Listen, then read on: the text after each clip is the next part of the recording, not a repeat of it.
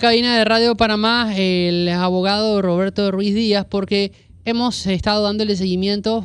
Aquí dijimos desde el primer momento que aquí iban a pasar todos aquellos que tuvieran argumentos y quisieran dar su análisis respecto a la auditoría realizada por la empresa SGS y entregada al Ejecutivo en torno a la mina de cobre en Donoso Colón de First Quantum de Cobre Panamá. Y hoy está aquí el abogado Roberto Ruiz Díaz, por quien le ha dedicado bastante tiempo para poder desarrollar y analizar estos conceptos. Roberto, buenos días, bienvenido, gracias por acompañarnos. Buenos días, Leonardo, buenos días, vicealcaldesa, buenos días, Jorge. Usted también, ex vicealcalde. Histórico. Usted tiene aquí una dupleta de lujo de vicealcalde. Porque es más, nos vamos a postular, pero los dos a vicealcalde. Ya yo cumplí mi cuota, Esto es histórico, tenemos a dos ex vicealcaldes presentes. Bueno, no soy ex todavía, porque yo estoy de licencia. Exacto. Yo estoy de licencia sin sueldo. Sin sueldo. Yo regreso. Todavía está el salario del vicealcalde. Sí, correcto. Yo si quiero ¿No lo iban a eliminar? Lo demandé 2 veces a la Corte y la Corte no me ha querido admitir la demanda. Vio que se comprobó que yo no cobré cuando renuncié, no cobré. Claro, pero es que me alcalde sacaban publicaciones. Es que el alcalde Fábrega le seguía emitiendo los cheques aun cuando ya ella no estaba ahí. Eso era una maldad, que hacían. Los devolvieron al Tesoro Nacional. Me tocó ir a firmar, ¿no? Recursos Humanos de constancia de que, y también, a pesar de que presenté banco, procurador de la administración, me seguían sacando publicaciones diciendo que lo había cobrado porque salía en la planilla. Pero usted me ganó, usted renunció más rápido. No, es que yo no he renunciado, yo estoy de licencia. Pero se fue. No, yo regreso mañana si quiero. Mañana, si quiero, regreso. Lo que no voy a tener es despacho, así como no tenías tú cuando regresaste. En el parque, ahí en el parque. Pero porque ese es el tema, ¿no? Su licencia sin sueldo, ¿no? Yo tengo licencia sin sueldo, la pedí por 2 años, que es lo que establece la ley. Yo la puedo prorrogar o la puedo acortar. Yo de repente, mañana puedo regresar a la alcaldía. Pero tiene que pasar por el consejo. Mí, cuando yo iba a regresar de licencia de la gobernación. No es pasar por el consejo. Lo que se hace es que le comunicas al consejo que vas a interrumpir la licencia que pediste por 2 años. La licencia se vence en febrero del próximo año. Pero yo la puedo en este momento cortar si quiero. ¿Y en 2 años en febrero la puede prorrogar también? La puedo prorrogar o bien me puedo reintegrar. O sea, ya es una decisión discrecional. O sea, yo lo que no entraba en la parte de la renuncia, que sí entró Judy, que sí presentó una renuncia, y está la discusión todavía jurídica de si tú puedes renunciar a un cargo de elección popular, porque habían 2 opiniones diferentes, ¿no? Unos decían que sí se puede, otros decían que no se puede porque tú estás por constitución electo por un periodo fijo de 5 años. Bueno, sí se puede porque yo lo hice. Bueno, pero siempre que eso a la inscripción. Ya creé el antecedente y de la mano del procurador de la administración, porque lo consulté, el Tribunal Electoral dijo, eso no nos corresponde a nosotros entregamos las credenciales y de ahí adelante. Sí, la alcaldía tenía la posición de que como él no la había nombrado, él no podía aceptar en la renuncia a alguien que yo no he nombrado, sino que eres electo popularmente. Entonces, esa era la discusión que había en ese momento. Pero usted ahora regresó a su práctica y está firme con el tema de que sea más transparente el tema de la mina. Es uno de los temas que hoy queríamos también abordar. El tema de la auditoría, de lo que ha salido hasta ahora, de la auditoría. La auditoría, tenemos que verlo como una auditoría amplia en el sentido del tamaño de lo que es. Yo lo primero que hice fue ver las recomendaciones, que es en el último capítulo. Y esas recomendaciones es la que te va a permitir poder revisar lo anterior, porque si comienzas a leer, te vas a encontrar muchos temas donde dice sí, hubo afectaciones, hubo no, entonces tú asumes que va a terminar con una decisión y no es igual. Cuando uno llega a la corte uno va a ver el fallo, lo primero que va a ver uno es el resuelve. Es inconstitucional, es constitucional. Entonces ya te anima, ¿no? Entonces en este caso lo que había eran recomendaciones, no había un dictamen como tal. Y lo peor, y lo que yo he estado criticando es la resolución de gabinete 19 de febrero del 24 estableció claramente para qué era la auditoría. Esta administración le ha dado un giro completo a la disposición de gabinete. La auditoría decía que era para el proceso de cierre y ordenaba que el Ministerio de Ambiente hiciera una auditoría de cierre, no una auditoría de cumplimiento, ni una auditoría integral. O sea, la auditoría de cierre es qué vamos a hacer, cómo vamos a trabajar este tema. Eso era lo que establecía la resolución. Y no es lo que hizo el ministro de Ambiente. El ministro de Ambiente licitó otra auditoría diferente a lo que le ordenó. Pero cuando se da esto, en ese momento estaban ya los arbitrajes, ¿no? No, el arbitraje está desde que salió el fallo de la Corte. El arbitraje es un tema diferente e incluso si vuelven y leen el fallo de la Corte, la propia Corte Suprema habla del tema de arbitraje, que la empresa utilizó eso como argumento para forzar al Estado. Claro. Y lo dice claro el fallo. Incluso alegatos de los que defendían el contrato decían, nos van a demandar y que por eso, y la Corte dice, eso no es un argumento válido, porque yo aquí veo es la constitucionalidad, no las amenazas. Incluso la Corte dice, la empresa no utilizó ni practicó el principio de las manos limpias. La empresa cuando compró la concesión sabía que había un proceso en la Corte. Cuando comenzó a trabajar sabía que había un fallo ya de la Corte, que no lo habían publicado, que esa es otra discusión que hay, que si no lo publica no tiene validez. No, para la Corte el fallo desde el momento que se notifica tiene validez. Lo que habla de la Gaceta es la comunicación para la ciudadanía. Pero no entonces lo señala de que no actuó de buena fe. Entonces todas esas actuaciones y argumentos son los que servían en su momento para el arbitraje. Ahora, cuando tú tienes esta auditoría que Gabinete te dice es para hacer el cierre, para garantizar el proceso de cierre, que una vez levantes la auditoría te tienes que reunir con los técnicos, con la sociedad civil y tienes que hacer hasta una veeduría. Eso no lo están haciendo. Aquí el presidente dijo, estos 3 ministros se van a encargar de ver todo el tema y ahí se va a tomar la decisión. Ellos mismos están violando la resolución de Gabinete. Es más, si yo hubiera sido el presidente, yo lo primero que hago es anular esa resolución que había hecho el Gabinete anterior y emito una nueva resolución y la pongo a hacer lo que yo quiero que haga, que fue esta auditoría.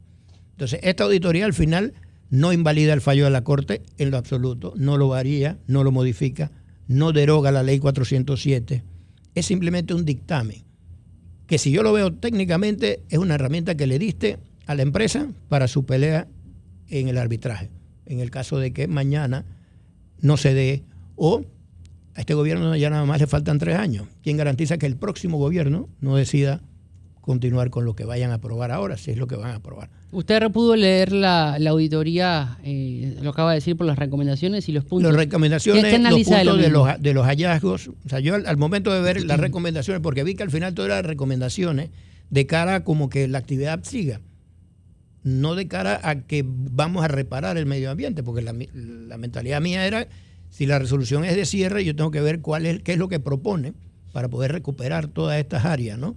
Y de repente los costos que va a conllevar la recuperación de las áreas. Pero nada de eso lo dice, porque se fue enfocada a ver cómo puedo continuar y decirle a la empresa, tienes que mejorar en este tema de ambiente, tienes que mejorar en el tema laboral, porque habían empresas que no estaban pagándole la cuota patronal, no estaban a paz y salvo con la Caja del Seguro Social, todas esas contratistas y subcontratistas.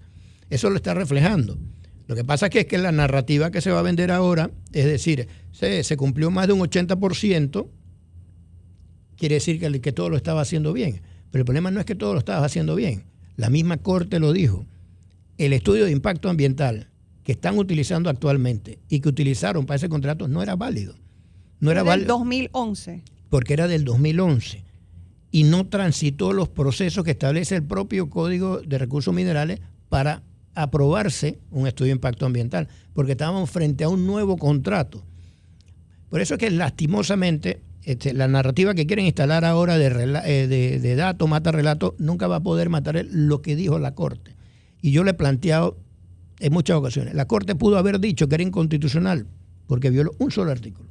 Digamos, violó la ley, el tema de contrataciones públicas porque no se licitó y punto, se acabó. Pero la Corte casi que legisló. La Corte entró a desarrollar mucho más de lo que posiblemente la mayoría de los abogados habíamos demandado. Yo demandé 13 inconstitucionalidades y la Corte encontró 25. Pero cuando la Corte dice, esta actividad atenta contra la vida humana, ¿qué te está diciendo? Que esa actividad no se debería practicar. Si ellos no hubieran dicho eso, el argumento de muchos pudiera haber cambiado. Pero entró a valorar ese aspecto. Atenta contra el medio ambiente, atenta contra la ecología. Las generaciones futuras no pueden estar en contradicción con el derecho a la inversión. Allí tienes que ceder a las generaciones futuras. Entonces, el fallo es muy amplio. Pero yo decía, o sea, el fallo se fue más allá de lo que realmente se le había pedido. Porque ellos entraron, lo digo, casi a que legislar, porque con ese argumento ¿Tú cómo puedes hacer una ley diciendo vamos a hacer un contrato minero o vamos a practicar la minería? Tú te vas a ir a la Corte y decirle, Corte, usted dijo que eso atenta contra la vida humana, entonces ¿cómo lo vamos a poner en práctica? Eso fue lo que en el fondo la Corte entró a valorar. Y es lo que posiblemente le va a complicar a este o cualquier gobierno que pretenda realizar la actividad minera a cielo abierto. Mira la resolución de gabinete, la 19, que es la que sustenta la auditoría. Creo que es en el artículo 6 que resuelve. Ordena a la Dirección de Planificación a que vaya a buscar qué otras actividades pueden reemplazar en el Producto Interno Bruto a la actividad de la minería metálica. Textual. O sea, como que ya salimos de esto a raíz del fallo de la Corte. O sea, esa administración lo interpretó así. La Corte dijo, esto no se puede. Entonces yo tengo que sacarlo de mi PIB, pero tengo que buscar cómo lo voy a reemplazar, con qué otras actividades voy a reemplazarlo. Por eso te digo, esa resolución pesa demasiado. Y como abogado uno siempre dice, si tú ves que la contraparte se está equivocando, déjalo que se equivoque. Porque yo después voy a ver cómo me voy a aprovechar de esos errores. Yo podía haberle dicho al ministro de un principio, oye, acá, espérate, que la resolución no es esta, es una de cierre. Pero hay quienes sostienen que la Corte no puede ir en contra de la Constitución. Pero es que la Corte no va en contra de la Constitución. Pero le quiero consultar lo siguiente, porque la Corte falló en torno al contrato. Y en la Constitución habla de que la minería es legal. No, la Constitución no dice eso. Ese es el argumento. La Constitución dice que el Estado podrá, y utiliza el vocablo podrá. Ese es como cuando tú vas, tú podrás ir o no. El Estado decide si quiere explotar la actividad o no la quiere explotar. Si la quiere explotar él directamente o mediante un tercero. Y a renglón seguido está lo que se denomina reserva de ley. Como tú no puedes hacer una constitución muy grande, tú simplemente dices la ley reglamentará. Y es la ley la que va a definir cómo se desarrolla. ¿Y qué ley tenemos que se haya emitido con relación al tema de la actividad minera? Basándome textualmente en lo que dice. dice. La ley 407. Pero basándome, eso legisló el Estado. Basándome en el tema técnico, no soy experto en temas técnicos, pero le pregunto, ¿no hay abogados que argumentan de que si, como usted dice, la ley, la Constitución no dice que la minería sea al 100%, sea legal, pero tampoco dice que es ilegal? Por eso. Entonces, es que ahí es donde te estoy preguntando. ¿Cómo desarrollan la norma? Las normas constitucionales son unas normas marco. O sea, ahí te dice que la actividad se puede o no se puede. El Estado podrá. ¿Tá? Pero te dice abajo que la ley se encargará de establecer las condiciones. ¿Qué hace la ley? La ley dice, bueno, vamos a aprobar el Código de Recursos Minerales en el cual los procesos van a ser tal y cual. Ese es el desarrollo de la norma constitucional. Pero yo te pregunto, ¿qué ley se ha emitido desarrollando ese artículo de la Constitución? La única que se ha emitido es la Ley 407. ¿Qué dice la Ley 407? Se declara una moratoria indefinida de la actividad minera. ¿Por qué? Porque atenta contra la vida humana. Y vuelve y recalca esa parte. Por eso te digo, o sea, en el calor del momento muchos no sabían ni qué hacer. Y yo me acuerdo que al ministro que estaba ahí de gobierno, no me acuerdo cómo se llamaba este muchacho, en la asamblea yo Tejada, Roger, porque recuerdas que en aquella vez iban con un proyecto de ley para derogar el contrato ley. Y que yo decía, eso no lo pueden hacer. La Corte es la que se tiene que pronunciar. Porque si yo hacía eso, sí le daba el argumento a la empresa de decir, oye, violaste mi derecho al debido proceso. Pero con un fallo de la Corte ya no había argumento, porque el mismo contrato lo decía. En caso de que haya inconstitucionalidad en este contrato, no podrá haber reclamos mediante el tema del arbitraje. Entonces, esa es la parte. O sea, lo que pasa es que, bueno, uno le dedica el tiempo de leerlo y analizarlo. Y quizás alguien me dirá, bueno, este tiene mucho tiempo para poder saber eso. Entonces, pero es algo que yo no soy ambientalista y siempre lo he aclarado. Yo soy abogado. Yo veo la parte legal. Yo veo la parte jurídica. Yo veo que se respete la Constitución y la ley porque yo vivo de eso. Yo como te defiendo mañana a ti si yo no creo en la Corte ni creo en la ley. Entonces yo tengo que defenderla. ¿Y qué he dicho yo siempre? Tú tienes una mayoría en la Asamblea. Oye, manda un proyecto de ley y deroga la 407. Punto, mataste ya todo el problema. Tú puedes legislar y hacer lo que quieras. Y volver a lo original que podrá el Estado. A lo que quieras desarrollar. Pero también miren la pregunta. ¿Por qué nunca, ni ni las anteriores administraciones, han querido entrar a ver el Código Minero? Porque el Código Minero te da un 2% nada más de regalías. ¿De qué año es el Código Minero de Panamá? El 67. 2% de las regalías. Ha sufrido varias modificaciones, pero nunca has tocado ese porcentaje. Aun cuando el valor del cobre ha estado incluso... El cobre y cualquier otro mineral, porque aquí hablamos del cobre, no estamos hablando del oro, la plata y el molibdeno que se llevan también, que no pagan regalías por eso. ¿Y por qué no se ha aumentado? Porque hay intereses de por medio. Yo quiero que la empresa... Mira, el tema es que tú te apasionas cuando comienzas a preguntarle al funcionario. Yo le he hecho 2 cuestionarios al ministro de Comercio e Industria y siempre le he metido unas cáscaras y patino. Yo le pregunto, y le estoy dando incluso la respuesta, conforme a lo que ustedes están haciendo, ¿cuánto es la regalía que le corresponde al Estado? Tomando en cuenta, eso va en la pregunta, que la ley 406 fue derogada, no existe. La respuesta es, se aplica en la ley 406. Pero ¿cómo la vas a aplicar si no existe? Y textualmente me transcribe todo el artículo completo de la ley 406 como que esa es la norma. Pero ¿qué pasa? La regalía en el contrato hablaba de entre un 12 hasta un 14%, dependiendo de varias variantes, pero pongamos lo que fuera porcentual nada más. 14%, eso es lo que le toca al Estado, frente al 2% que establece el código. Pero si la ley 406 no existe, ¿qué yo tengo que aplicar? El código. Pero como la empresa es tan benevolente, dice, no, yo no me voy a coger a la ley para pagar el 2%, yo quiero pagar la ley que se extinguió y voy a pagar el 14%. Para que vean las contradicciones que hay en todo este tema. O sea, han querido legislar. Por eso que yo demandé la resolución 27 y con el grupo de Abogados por la Patria de MAPA demandamos también el decreto 5. Porque con el decreto 5 quisieron reglamentar un artículo del Código de Recursos Minerales, cuando podías haber hecho mucho más. Pero reglamentaste un artículo en la cual incluso le estás dando facultades al ministro para que pueda autorizar a exportar, a procesar, a comercializar y a vender el producto, cuando eso tiene un proceso dentro del Código de Recursos Minerales. Entonces ahí hubo un desbordamiento de la potestad reglamentaria. Tú puedes reglamentar, pero no puedes añadir cosas nuevas que la ley no lo contempla. Entonces ese es el argumento que está en la sala tercera. Pero es lo que yo digo, o sea, quizás tienen tanto interés en la apertura que no miran todas las aristas que hay a los lados y de repente no escuchan a quienes de una u otra forma les estamos diciendo esto por aquí está mal, sino que simplemente tú tienes a tu propio abogado, que es al que tú le pagas, y él te va a decir, dale, que no viene carro, porque simplemente ese es tu empleado. Entonces, ¿Y usted considera que para el gobierno nacional es tarde ahora volver a poder reformular esto por los términos legales? Porque ahora tiene 2 frentes, el tema ambiental, que están los ambientalistas que sí son radicales, que son fuertes también, y está ahora el tema legal. Pero el presidente mantiene su palabra de decir esto ni siquiera por la Asamblea va a pasar. Es que ahí es donde cae él en un error. Si yo fuera el presidente, así como me desvivo por agarrar la presidencia de la Asamblea, yo también tendría una mayoría en búsqueda de eso. Pero no lo hace.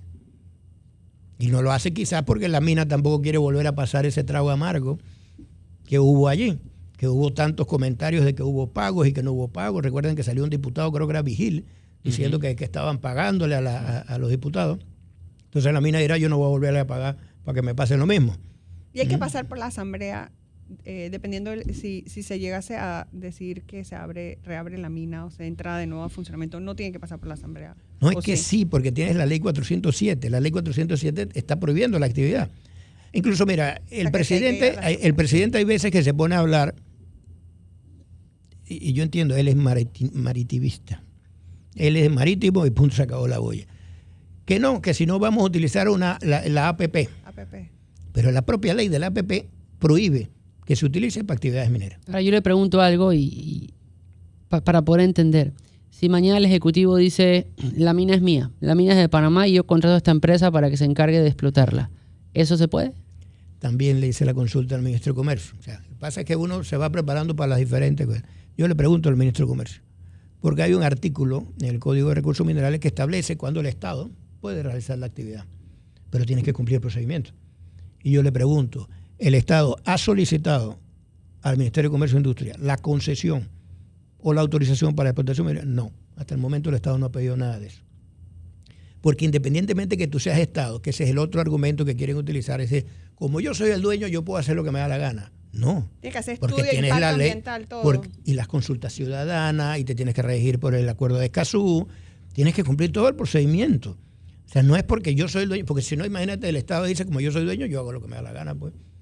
Ya, no, están los procesos, están los procedimientos. Si yo quiero expropiarte, te tengo que indemnizar. Si yo quiero tomar control de algún negocio, lo tengo que cumplir con unos procedimientos. Al día de hoy, ¿quién está a cargo, quién es el dueño en este momento del hueco que hay en la mitad del país? El Estado. El Estado. Entonces, ¿por qué el Estado no podría avanzar en decir Porque la mina es mía y yo le busco quién tiene que explote? cumplir. El Estado como dueño de la actividad. Uh-huh. Pero la propiedad de las fincas, la mayoría son de Minera Panamá. Hay otras que tienen, ¿cómo se llaman? Los permisos de uso que hace la NATI, pero donde más o menos creo que donde está el Tajo y eso es propiedad de la minera. O sea, la tierra es de la propiedad. Tendría el Estado que expropiarle a la empresa y decirle, regreso al Estado. Es esto. Es como la gente que me habla del tema de Río Indio, que yo ahí no he emitido criterio ni he cogido partido para ningún lado. De que no, porque es que el ACP no nos está pagando el valor comercial. Y ahí digo yo, bueno, es que el problema es que si yo te pago el valor comercial, yo tendría que a Yanivel Ábrego pagarle un valor comercial cuando él compró al Estado a centavos. Entonces yo para eso, yo como Estado te la expropio, pero a lo que te pagué, y entonces la pongo en la actividad. Entonces eso es lo que pasa acá. La mayor parte de las cientos de hectáreas que hay ahí de la mina ya son propiedad de Minera Panamá. Entonces, el Estado tendría que expropiarle esas tierras para comenzar a explotar la actividad, pero tiene que cumplir los procedimientos. Y es algo cantado. Mira, que la Corte no quiera meterse en esto. Y me he dado cuenta porque han rechazado muchas demandas, de lado y lado. No nos admitieron unas demandas de inconstitucionalidad que el grupo presentó, pero yo recomendé metamos la de nulidad y esas sí no las han admitido. Ahora, proceso más largo. Intentando entender un poco más, la ley 407 solo habla de la concesión en torno a Minera Panamá, no habla de la minería. No, él no habla de Minera Panamá. La ley 407... el contrato, perdón. La ley 407 habla de la actividad minera, pero no habla de la concesión. No se otorgarán concesiones, pero ¿de cuál concesión me estás hablando? Si la Corte declaró inconstitucional el contrato y la concesión. Y en esta ocasión lo hizo porque en el fallo anterior se había declarado la inconstitucionalidad, pero como pagó varias opiniones, muchos abogados, habían abogados que decían, sí, se declaró inconstitucional el contrato, pero la concesión no me la han declarado, así que yo puedo seguir trabajando con esa concesión.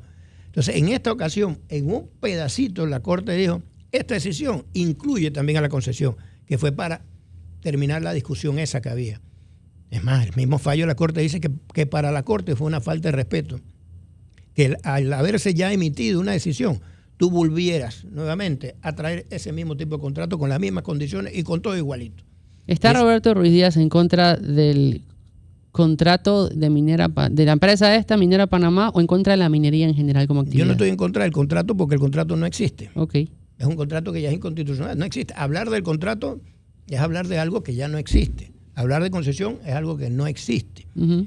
El tema aquí tú lo llevas al punto de qué yo tengo que hacer con una decisión jurisdiccional. Yo no puedo ignorarla. Yo no puedo decir, mira, porque es que la actividad, ese es como cuando uno hace la pregunta, ¿por qué tiene que ser First Quantum? Y no puede ser otro. Y a muchos que me atacan en redes, yo se los pregunto directo, ¿por qué no buscamos otra empresa? No, tiene que ser First Quantum porque First Quantum. No, porque First Quantum es el que te está pagando a ti. Porque tú no sales todos los días a escribir un tweet o a hacer un video o a atacar personas por amor al arte. ¿Pero no es más costoso cambiar de empresa en estos momentos? No es que no es más costoso, es que no puedes, porque realmente no hay contrato, no hay concesión, no hay absolutamente nada. ¿Qué era lo que debería proceder conforme el fallo de la Corte? Era el proceso de cierre, un cierre ordenado. Y yo tengo que ser objetivo, eso tiene un costo. Uh-huh. Y hay procesos que están en otras jurisdicciones de cierre de mina cuando terminan concesiones completas, en la cual se trabaja paralelamente. Se sigue trabajando y se sigue cerrando, porque generas el ingreso para cerrar. Y esa fue una de las posiciones que había, por parte creo que de Mulino, recién entró, del famoso abrir para cerrar. Sí. Uh-huh. Abrir para ir cerrando, pero permitimos la actividad antes, para que la plata le entre, pero es que la plata no le va a entrar al Estado, le va a entrar a la empresa y la empresa sigue haciendo la actividad como si fuera dueña. Y ahí vuelvo y regreso yo. ¿Por qué no modificamos el Código Minero? Si tú realmente quieres que esa actividad sea para el país y porque va a ser el progreso del país, yo porque te tengo que dar que tú me pagues a mí una regalía del 12 o el 14%. ¿Por qué no vamos mitad y mitad, 50% y 50%? Que la empresa que quiera llegar aquí sepa que la mitad es del Estado y la mitad del otro. No, eso no es parte de la conversación. Entonces tú no puedes llegar y decir, esta es la salvación de la República, porque me estás dando otros números de aumentos en el PIB, de que la economía ha estado creciendo y lo estaba haciendo sin la mina. Pero cuando uno pone unas regalías, tienes que justificarlo igual, porque yo te estoy pidiendo menos o estoy aceptando menos, tiene que haber un... No, es que el Estado es el que decide. Si yo soy el dueño, ese es como tú, si tú tienes un almacén, tú pones el precio. Claro. Entonces, yo como Estado, yo tengo que definir... Pero tengo que calcular mis costos de operación. Claro, es que ahí es donde va a entrar la empresa. La modificación del Código Minero tendría que ser una iniciativa del Ejecutivo en la Asamblea. Del Ejecutivo, incluso. ¿En la Asamblea? Sí, claro, porque es una ley. La propia Asamblea podría también. No, más bien tiene que venir el Ejecutivo. La administración de Cortizo incluso dejó establecido, ellos adoptaron las medidas, o sea, el golpe fue tan fuerte que ellos se ciñeron a lo que dijo la Corte y dejó establecido en una resolución que ahorita no la tengo a mano, en la cual establecía que se tenía que iniciar el proceso ya de revisión completa del Código Minero a raíz de todo esto. ¿Por qué? Porque es que, mira, hay gente que lo ve la parte económica, hay gente que lo ve la parte ambiental y nosotros que vemos la parte jurídica. Yo creo que se respete la ley y la Constitución, ¿ya? Pero yo digo entonces, pero al Estado, ¿por qué no puede recibir más? ¿Por qué siempre tenemos que ceder? Ahora el cobre se disparó en el costo, pero cuando el cobre estaba abajo nadie hablaba mucho del tema. Entonces nosotros lo que tenemos que ver es, si la Corte me decidió esto, yo tengo que tomar esta decisión. Claro. Si yo considero como gobierno que yo la quiero poner porque la quiero poner, bueno, tienes que pasar por la Asamblea Legislativa. No puedes obviarlo. Que yo voy a confiar que la Corte no quiere meterse en este tema.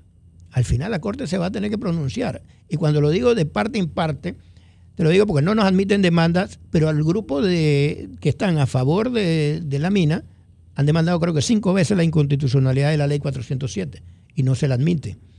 Y yo le he dicho, es una conversación informal con un magistrado, le digo, admitan el tema y zanjen la discusión. ¿Es o no es inconstitucional esa ley 407?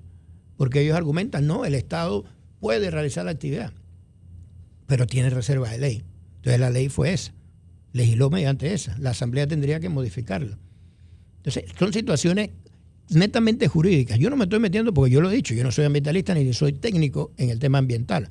Pero cuando tú revisas la auditoría y te salen, el encabezado cumplió con el 80 y tanto %, pero nosotros tenemos 11 resoluciones de sanciones por violaciones al estudio de impacto ambiental, por contaminación de ríos.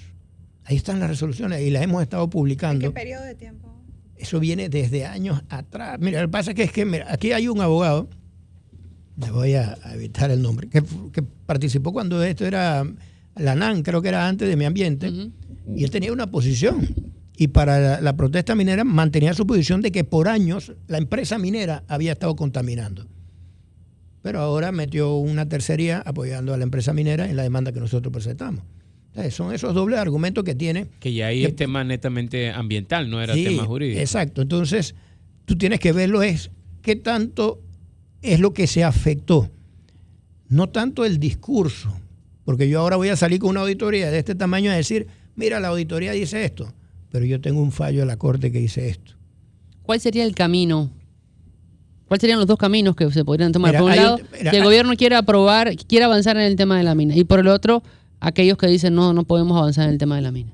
No, es que al final la decisión, en teoría, está tomada ya por la Corte. O sea, tenemos que insistir en eso. Si no hubiese un fallo de la Corte, la discusión se traslada completamente a otro escenario. ¿Ni aunque se retroceda el Código Minero? ¿Cómo vas a retroceder el Código Minero? O sea, modificando el Código Minero. No, pero modificarías a futuro, pero tienes que pasar por la Asamblea. Es el tema. O sea, José Raúl Mulino no quiere ir a la Asamblea. Pues, tendrá sus razones. Pero si yo soy el presidente, yo me tomo el riesgo.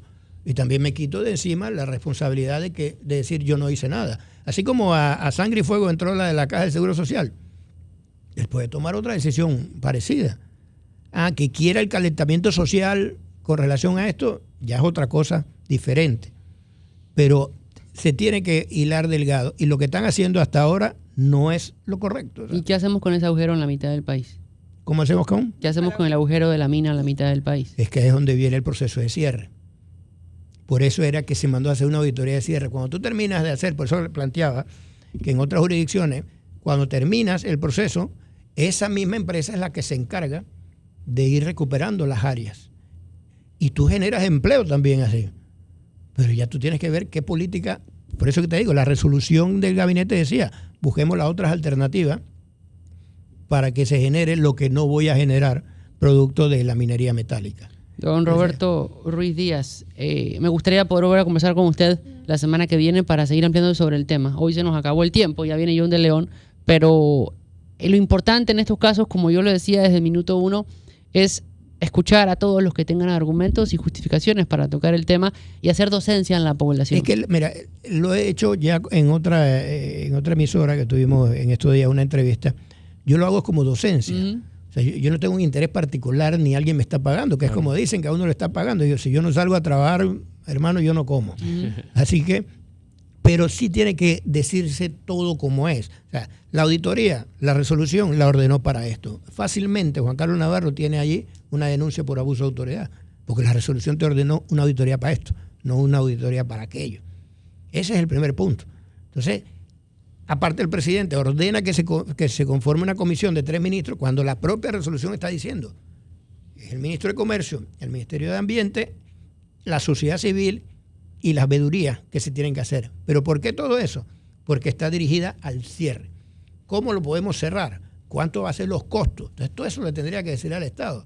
Pero como estás enfocado en abrirla, no le quieres decir al Estado, al pueblo, mira, si vamos a cerrar la mina nos va a costar 200 millones mensual o 50 millones mensuales, para que se hagan también las apreciaciones. Claro. Pero lo tienes que ver desde los dos puntos de vista y no desde yo soy el presidente y aquí se hace lo que yo quiero. Esa parte es la que va a hacer mucho daño en estas decisiones. Don Roberto Ruiz Díaz, gracias. Gracias a ustedes. Ojalá podamos tenerlo aquí la semana que viene para seguir ampliando el tema. Tu gusto.